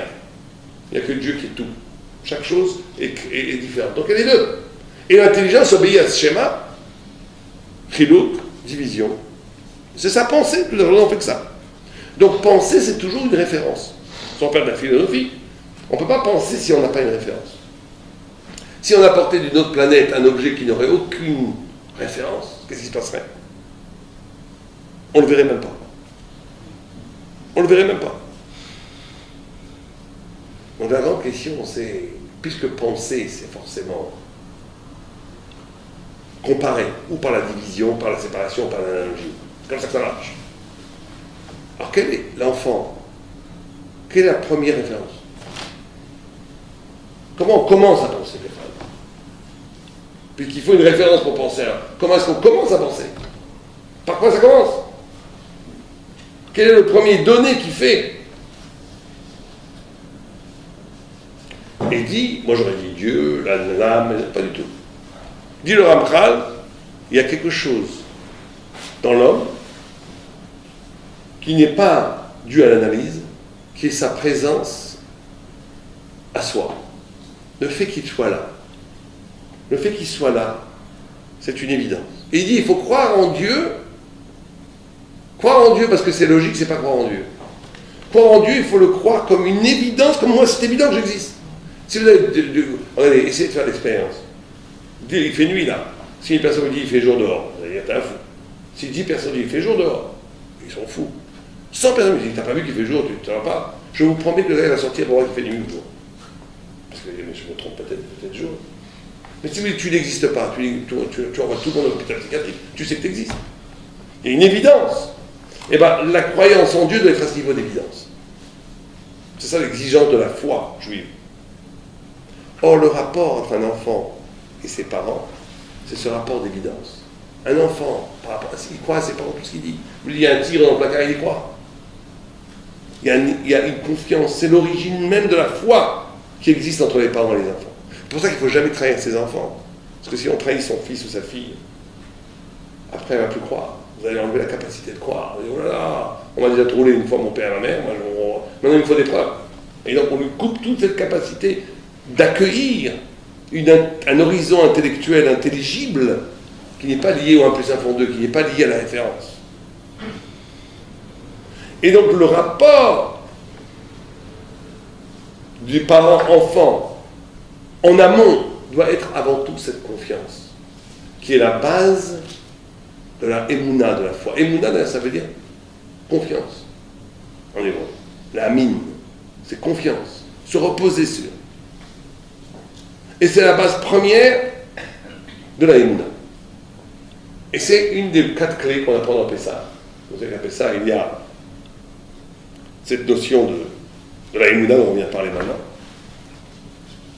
Il y a la notion de chesed dont on a parlé.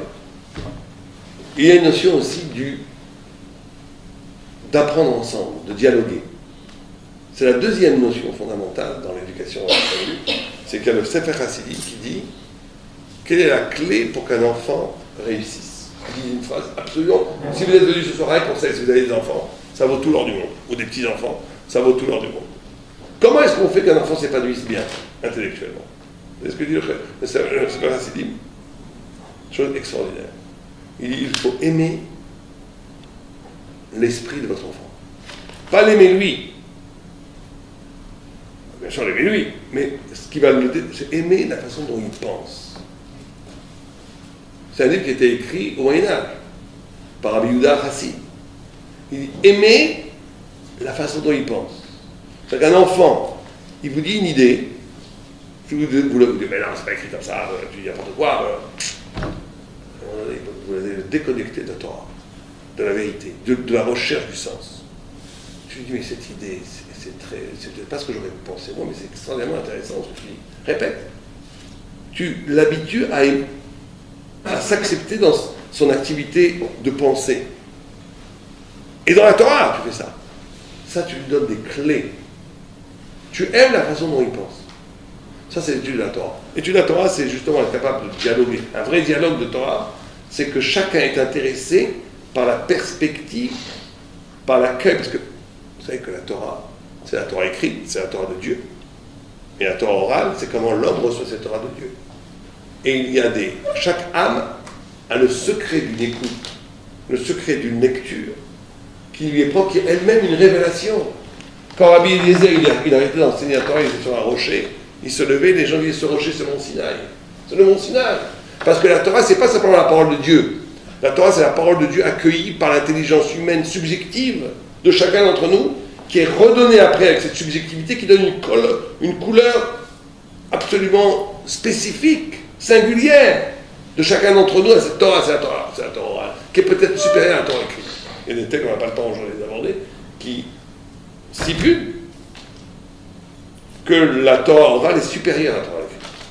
Parce qu'elle n'est pas simplement la parole de Dieu. La parole de Dieu qui est en ricochet, qui est riche de la couleur de celui qui a accueilli cette parole. Donc chaque intervenant, chaque interlocuteur et son fils et ses enfants et ses parents, en premier lieu, sont des révélations divines. Des révélations divines. La façon dont ils pensent à Torah, c'est une révélation divine.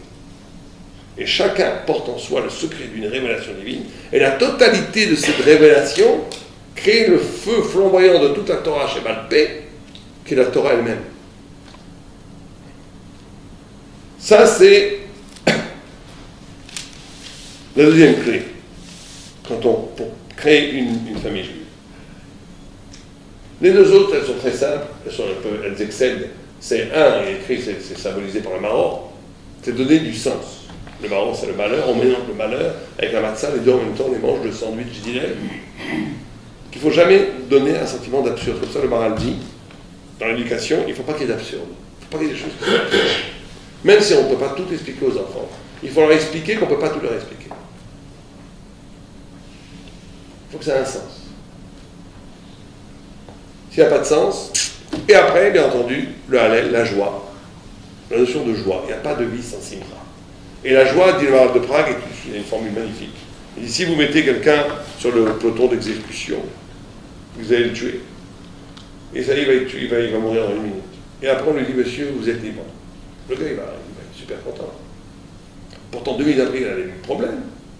Il a le même mal de pied, il a le même découvert à la banque, il a la même femme. Non, je rigole. Il a les mêmes problèmes. Et pourquoi il n'était pas heureux avant là? Parce que juste à ce moment-là, il se sent exister. Il se sent exister. Et le bonheur, c'est de savoir te sentir exister et de savoir que tu vis ta vie. Tu peux avoir tout l'argent du monde, tout le contentement du monde. Si tu sens que tu ne vis pas ta vie, tu n'es pas heureux. Tu n'es pas heureux, tu es peut-être contenté, mais tu n'es pas heureux. La joie, c'est essentiel dans une famille. C'est pour ça que le CD de Hallel, on chante le Hallel, on chante, c'est tout. La joie, sans joie, il n'y a pas de Torah. Sans joie, il n'y a rien. La simra, c'est la vie. Vous savez, la langue hébreu, c'est la langue qui a le plus de vocables pour désigner. Là, je crois 26, on avait compté une fois. Osher, Simcha, Gila, Rina. Je crois que c'est incroyable d'un point de vue linguistique. Il y a 26 appellations dans les langues, même les orientales, il y en a 7, 8, jamais autant. Quand on utilise ces concepts de la sortie d'Égypte, de la spiritualité, et qu'on les met dans la famille, c'est ça qui crée la figure de l'humain. De l'humain, comme le judaïsme le voit, ça veut dire du juif, mais du juif, non pas orgueilleux des juifs, encore une fois, du juif qui essaie d'assumer une élection, non pas comme orgueil, mais comme responsabilité, d'essayer d'incarner sur terre l'humain que Dieu voudrait voir sur terre. Et c'est cette responsabilité-là qui incombe à chaque juif. Et donc quand on tombe dans les discussions, les marloquettes, les mesquineries et tout, on détruit l'image même de l'humanité. Vous savez que je finirai vraiment avec ça, on s'éternise un peu, mais une grande question, comment se fait-il qu'il n'y a pas de fanatisme religieux juif? On n'a jamais vu un juif tuer un autre juif parce qu'il n'est pas Shabbat. Comment ça se fait? Sans faire allusion aux derniers événements qu'il y a eu en France ou ailleurs. Comment ça se fait? D'abord, bon, c'est vrai que parce qu'il y a de l'humour, les juifs font. C'est qu'il faut faire, on a oublié de le faire. Un cours de Torah, il faut le commencer par Milta d'Iruta. Il faut faire une blague. C'est une halakha, enfin, la Gemara dit comme ça. Parce qu'il y a l'humour juif nous protège des fanatismes, mais c'est plus profond que ça. C'est vrai que c'est très intéressant de voir que vous avez 3 niveaux dans l'âme, il y en a 5, les 2, on n'en parle pas, mais il y a Neshama, qui est la pensée, qui est liée à la pensée. Il y a Ruach, qui est lié au cœur, à la parole. Il y a Nefesh, qui est l'énergie spirituelle qui donne au corps son existence, qui est liée à l'acte. Et ces 3 niveaux dans l'âme correspondent à 3 niveaux de prescription. Vous avez les prescriptions des mitzvot, qui sont liées à l'acte. Manger la matzah, mettre des filines, et des avérotes, manger du cochon, c'est pas bien, frapper son copain, c'est pas bien, etc. C'est l'acte. Il y a un deuxième niveau, qui est la parole. La parole, c'est une grande misère de parler la Torah, c'est une grande misère de dire la Haggadah. C'est une très grande avéra de dire de la médisance. Au point où j'ai pas le droit de donner du sac à la fin devant le mari de la tra, mais dans mon école, je le dis comme ça à mes élèves, je leur dis, si vous avez le choix de manger du cochon là-bas en Suisse, là-bas en bas, dans la brasserie de la médisance, je vous donne un sac à la fin que j'assume, allez manger du cochon, c'est beaucoup mieux. Allez manger des côtelettes de cochon, je vous le donne à la barre, allez, mais dites pas la chodara. C'est beaucoup plus grave de dire de la chodara, parce que c'est la parole c'est spirituel. Alors que l'acte de manger du cochon, c'est physique. Et de penser mal, de douter que Dieu existe, peut-être bien que tout ça, c'est pas vrai, c'est encore beaucoup plus grave. Or, ce qui est très intéressant, c'est que dans le code de la loi judaïque, quand quelqu'un mange du cochon, il y a bien qu'on le faisait très rarement, il y a une punition. Il y a des punitions pour les actes, il n'y a pas de punition pour la chodara. Et encore moins de punitions pour les hérétiques. Les hérétiques, on en fait rien. Ce qui est paradoxal. On vient de dire que l'hérétique, c'est 1000 fois plus grave que le lachon hara. Et le lachon hara, c'est beaucoup plus grave, la médisance, que l'acte. Alors on aurait dû avoir des punitions proportionnelles à la gravité. Ça serait en toute logique. Or non. Rien du tout. Enfin, comment ça se fait? Et c'est ça qu'il faut comprendre. C'est parce que, pourquoi est-ce que la liberté de conscience a été donnée par le judaïsme il y a déjà 3000 ans? Pas parce que, comme les gens pensent, chacun pense ce qu'il veut et c'est pas grave. Pas du tout. Dieu préserve. C'est très grave la pensée. Très très grave. Beaucoup plus grave que l'acte. Encore plus grave que la parole. Simplement, c'est tellement grave. C'est tellement lié à ton intensité, à ton éternité. C'est tellement lié à ta relation à Dieu que personne n'a le droit d'intervenir là-dedans. C'est entre toi et Dieu. Et quelqu'un qui intervient de façon coercitive pour obliger quelqu'un d'autre à croire, c'est pas simplement le monde qui détruit. C'est la spiritualité elle-même qui détruit. Parce qu'il renvoie l'esprit au corps. Un corps est punissable. Un acte, tu vis dans une société, tu frappes, il faut payer. Un acte, tu es responsable. La pensée, tu es infiniment plus responsable. Mais comme ça fait corps avec ta neshama, ton éternité, c'est l'éternité qui est en jeu. C'est pas, et l'homme n'a pas le droit de toucher, là c'est Dieu. Toi, tu n'as rien à faire là-dedans. Et donc, toutes les personnes qui utilisent de la violence ou des moyens coercitifs, quand ça a à voir avec l'idée, la foi, la pensée, ils n'ont rien compris, ils ont réduit la pensée au niveau du corps. Ils n'ont pas simplement détruit le monde, ils ont détruit la foi et la spiritualité elle-même. C'est une profanation de l'idée de la foi. C'est une profanation du concept. C'est une réduction du concept au niveau du corps. C'est une catastrophe. Et ça, c'est des choses que le judaïsme se doit d'enseigner au monde aujourd'hui. Parce qu'on est aujourd'hui face à deux, je ne les mets pas du tout sur le même point, bien entendu, à deux presque fanatismes. On a d'un côté un fanatisme, un mouvement séculaire de millénaire, de sortie hors du transcendant, qui est arrivé aujourd'hui à une logique du néant, comme où il n'y a plus de valeur, il n'y a plus rien, qui suscite en face un retour de l'absolu, violent, affreux, plein de ressentiments. Et les deux sont en train de s'entre-dévorer. Et le judaïsme doit dire, non, non, non, on ne peut pas détruire les valeurs. Un homme sans valeur, un homme sans ce côté, mettre la spiritualité en prison, c'est une catastrophe. Réduire tout à la matière, c'est une catastrophe. Mais d'un autre côté, liberté de conscience, absolue. Parce que c'est lié à ta liberté et donc à ta spiritualité. Mais pas au nom de la liberté de conscience, de dire que tout se vaut au niveau des concepts. Dieu préserve. Et le judaïsme a ce secret-là. Et c'est une chose que nous devons faire passer, non seulement entre nous, mais aussi au monde entier, à Leval et nous, les Sandachés.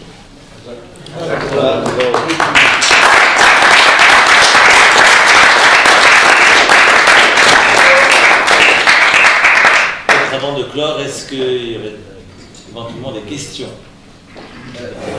Moi j'ai une question. Juste la dernière observation que vous venez de faire maintenant. Ça ne serait pas, à votre avis, plutôt le discernement de l'être humain? Le discernement, donc il ferait quoi? Par rapport à ce que vous venez de dire tout à l'heure, la liberté de l'homme. L'homme est capable de discernement, l'homme est capable de penser. Ce qui fait justement la différence et la base de la Bien sûr, mais ça ne veut pas dire que la pensée est innocente. Ça ne veut pas dire que la pensée, que ce que je crois, c'est suffisant parce que je le crois pour le justifier. C'est pas vrai. Il y a une responsabilité de la pensée. Il y a une grande responsabilité de la pensée, peut-être plus importante que l'acte, sûrement plus importante que l'acte. Oui, mais elle est intouchable, parce que c'est votre liberté, votre éternité. Et donc un autre homme n'a pas le droit d'intervenir. Il peut parler avec vous, mais il ne peut pas vous forcer, jamais. Excusez-moi, un simplet par exemple, comment voulez-vous qu'il trouve cette liberté d'expression et encore moins de discernement? D'abord, vous savez, les simplets, moi j'ai beaucoup de respect pour les simplets. Pourquoi? Moi aussi. Pas parce qu'on imite notre ancien cousin très lointain, que les simplets ont une très grande part pour le futur, Dieu préserve. Non, non, je ne parle pas de ça. Je dis simplement parce que l'intelligence dans la Torah n'est pas simplement l'intelligence conceptuelle. Je suis d'accord. L'intelligence, c'est là. Il y a des choses que les gens comprennent alors qu'ils ne peuvent pas formuler leur compréhension. Il y a un très beau texte qui dit que l'intelligence, c'est combien tu es prêt à sacrifier pour. C'est-à-dire que quelqu'un qui est prêt à sacrifier pour quelque chose, à donner quelque chose, même s'il ne comprend pas tellement. Il y a des gens, il y a un texte, vous savez, on dit que celui qui aide le monde des shivot qui tue la Torah, même s'il n'a jamais rien étudié, il sera assis avec les plus grands là-haut. On dit, c'est une punition. Imaginez que vous êtes assis à côté de savants qui ont étudié tout le temps la Torah. Lui, il va s'asseoir à côté d'eux parce qu'il a donné de l'argent aux shivot. Quel rapport? Il a envie de jouer au football, il n'a pas du tout envie d'être avec eux. Il me dit non, parce que s'il a donné de l'argent, c'est qu'il a compris. S'il n'a jamais donné, s'il n'a pas compris. Mais c'est une compréhension qui va s'avérer complètement profonde quand il va mourir. Pas maintenant. Et à contrario, Dieu préserve, il y a des gens qui ont étudié la Torah toute leur vie. Ils arrivent au monde futur, on leur dit, monsieur, on ne vous connaît pas. Comment on ne vous connaît pas? On a étudié toute ma vie. On ne vous connaît pas. Comment on ne vous connaît pas? Je dis qu'on ne vous connaît pas. Alors effectivement, on ne voit pas chez vous de péché, mais vous ne pouvez pas rentrer non plus au paradis. Vous allez tomber dans le vide galactique pendant des siècles. Pourquoi? Parce que tout ce que je vous avais fait, c'est que pour vous. Vous avez fait des choses que pour vous. Vous n'avez jamais fait quelque chose pour Dieu ou pour les autres. Donc vous ne pouvez pas rentrer. Vous n'avez jamais sacrifié. La seule chose qui reste d'un homme, c'est combien il a donné de son sang, de sa sueur, de son temps, de sa vérité pour une cause. C'est tout ce qui reste. Rien d'autre. Et ça, c'est l'intelligence réelle. Donc le gars qui croit très intelligent, prix Nobel de la tout blablabla, mais qui est complètement, c'est un idiot total. Un idiot total. Et le pauvre simplet qui est capable d'adhérer à une vérité parce qu'il sait que c'est vrai, et de donner pour, il est beaucoup plus intelligent que le prix Nobel. Oui. On avait parlé beaucoup de matière, forme et matière. Oui. Est-ce qu'on ne peut pas penser finalement que Dieu peut-être a créé la matière pour qu'on puisse le découvrir? Mais bien entendu. Finalement, à travers des cycles, plus on avance, plus on se rend compte de la futilité, de l'illusion, et puis plus on a envie, peut-être on voit les choses derrière les choses. Peut-être finalement, le peuple d'Israël, sans l'esclavage, il n'aurait peut-être pas été ce peuple d'Israël. Mais comme vous avez entièrement raison, c'est exactement ce qu'on dit. On dit que la matière est absolument essentielle pour le développement du principe. Alors ça, c'est tout un autre point très intéressant ce que vous soulevez. Parce que quand la mer Rouge est ouverte, il est écrit dans le Onkelos, qui était d'ailleurs un converti. Il traduit, et c'est la traduction absolument thoraïque de la Torah. C'est la seule traduction acceptée en araméen. Il traduit quand les eaux se sont figées, qu'elles sont devenues intelligentes. On éclose la matière. C'est qu'il y a un niveau de perception, de clairvoyance, où la matière elle-même est le signe de la forme, du principe. Ça, c'est finalement où il y a les deux qui se rencontrent. Complètement. Où l'illusion de la matière. Bien sûr. Et plus que ça, il faut absolument que ça se passe comme ça. Quand Dieu a voulu la vérité sur la terre, les anges ont dit, mais pourquoi est-ce que tu méprises ton sceptre?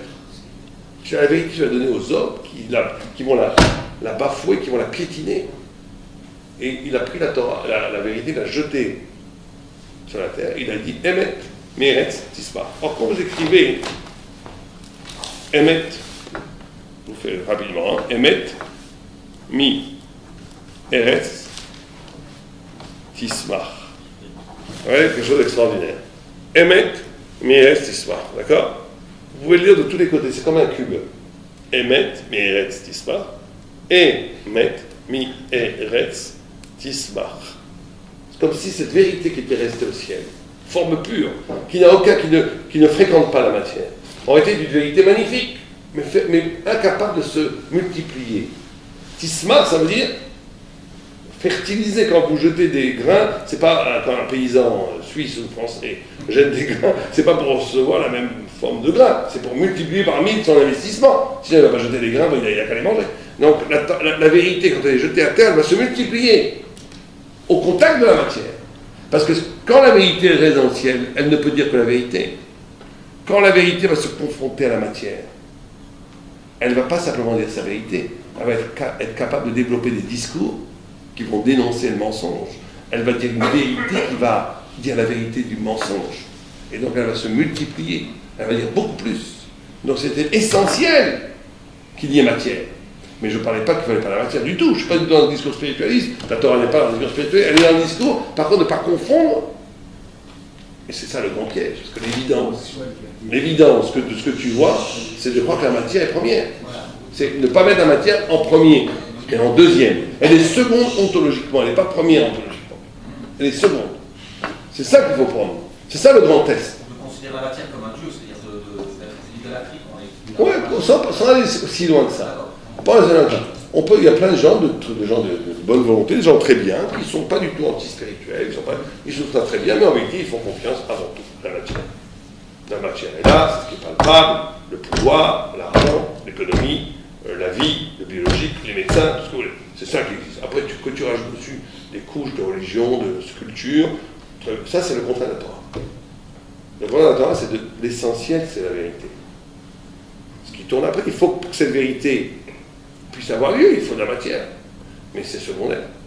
Mais il ne s'agit pas du tout de nier la matière, c'est de la remettre à sa juste place. Donc on peut guérir par l'esprit. Bien sûr. Bien entendu. Je voulais juste reprendre l'exemple, revenir à l'exemple du verre que vous avez donné tout à l'heure. Vous avez donné les deux avis, donc Maïmonide et Stéphane Ramban, c'est ça? Ouais. Finalement, alors, est-ce que Hachem intervient quand... Ah bah ça dépend si vous êtes Maïmonidien ou Narmonien. Vous avez dit s'il intervient plus quand la personne est intelligente. Ah, ça d'après tout le monde. Même Maïmonide est d'accord dans son Moré Nevuchim que le Esté Apanim s'efface, la nature s'efface quand on est capable de s'arracher de la nature. Quand on fait cet acte de se mettre soi-même dans un niveau qui n'est pas prévisible par tes conditionnements. Là, d'après tout le monde, Dieu intervient. Mais pour Maïmonide, il dit, pour le papillon et les poissons, Dieu n'intervient pas. Il intervient de façon générique, mais pas de façon particulière. Et un homme peut être comme un poisson et un papillon s'il obéit, il est complètement prévisible par rapport à ses conditionnements. C'est ça le chidouche, la nouveauté de Maïmonide. Nachmani considère que la lumière divine traverse tout, même la matière. Bon, on pourrait discuter, c'est parce qu'on dit Elohim Divrei Elohim, on pourrait faire un cours que sur ça, quand on étudie sur texte. Bien entendu, cette discussion va très très très très loin.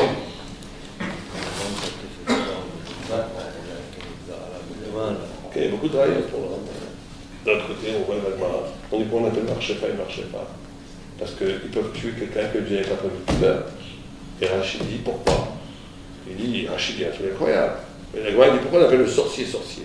il faut un jeu de mots, Marchefa, Makrish qui arrive. Makrish, il a le pouvoir de contester les volontés de Dieu. Donc, quelqu'un aurait dit ça, on dit c'est un hérétique. Dieu qui dit tuer au moins dans 20 ans, un sorcier ne peut pas le tuer. Ben, j'ai dit oui, il peut le tuer. Alors que Dieu ne l'avait pas prévu. Pourquoi? Parce qu'il y a un ver n'a pas de destin. Je peux le briser si je veux, s'il est à moi. Un homme a un destin. Mais quand un homme croit au pouvoir du sorcier, il s'instrumentalise. Il devient comme un ver. Il perd sa dignité humaine. Donc il tombe maintenant sur le mazal, sur la puissance de l'autre. Jusqu'au point où il peut te tuer. Jusqu'au point où il peut te tuer. Alors c'est pas prévu par Dieu.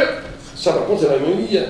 On voit que, c'est comme Rachid dit la même chose que ce que dit Maïmonide, qu'à un niveau de conscience tellement bas, où tu crois à la superstition du sorcier, ça te met que tu deviens une orbite de la volonté du sorcier au point où il peut te tuer.